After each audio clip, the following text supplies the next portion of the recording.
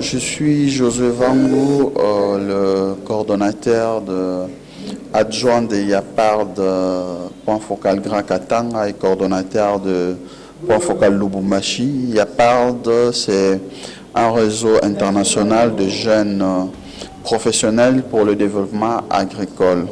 Nous faisons la promotion de l'agriculture pour le jeune et par le jeune. Nous avons constaté que les jeunes ne sont pas intéressés par l'agriculture, alors que nous avons beaucoup d'opportunités en agriculture et nous subissons l'insécurité alimentaire et il n'y a pas une autosuffisance alimentaire. C'est dans ce cadre-là que nous avons organisé même cette formation pour doter des jeunes et des passionnés de l'agriculture de compétences, de connaissances sur ce qu'est l'agriculture. Nous avons commencé avec l'initiation à l'agriculture et entamer la culture de maïs et de tomates, comment faire, c'est-à-dire comment cultiver les tomates et le maïs. Vous savez, on est au Katanga. Le Katanga, c'est la consommation passe par le maïs. Il est important pour le jeune, pour les habitants du Haut-Katanga, de maîtriser comment cultiver eux-mêmes les maïs pour se nourrir et nourrir la population.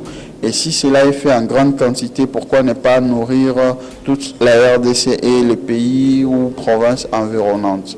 Donc voilà, c'est quand été un peu le leitmotiv ou la motivation de cette formation. Je m'appelle Révérend Tishibandi Célestin. Je suis surintendant des districts de l'église du Nazaréen international, mais également je suis le coordinateur des commis de Pau. C'est une coopérative qui encadre les paysans dans les Mitwaba, Kambove et Malembankulu. Et là, nous avons deux options ou des activités majeures, exploitation minière, mais également agricole. Notre participation à cet atelier nous a été tellement bénéfique. Il y a beaucoup de choses qu'on ne connaissait pas, mais que l'on connaît maintenant.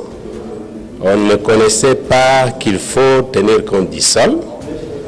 Nous, on pensait seulement cultiver et planter comme tous les autres, mais on nous a donné des techniques utiles à pouvoir maîtriser avant même de pouvoir cultiver.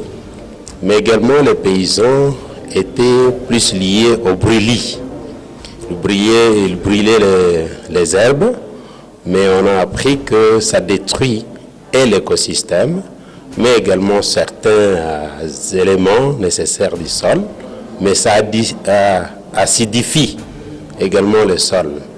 Et alors, on nous a conseillé de ne pas faire ça. Également, on nous a parlé des engrais. Quand est-ce qu'il faut les utiliser et comment il faut faire le dosage.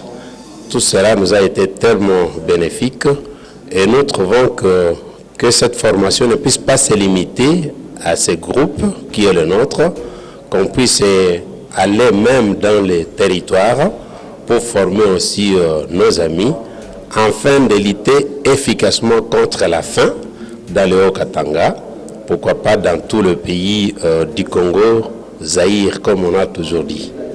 Merci beaucoup et que Dieu vous bénisse.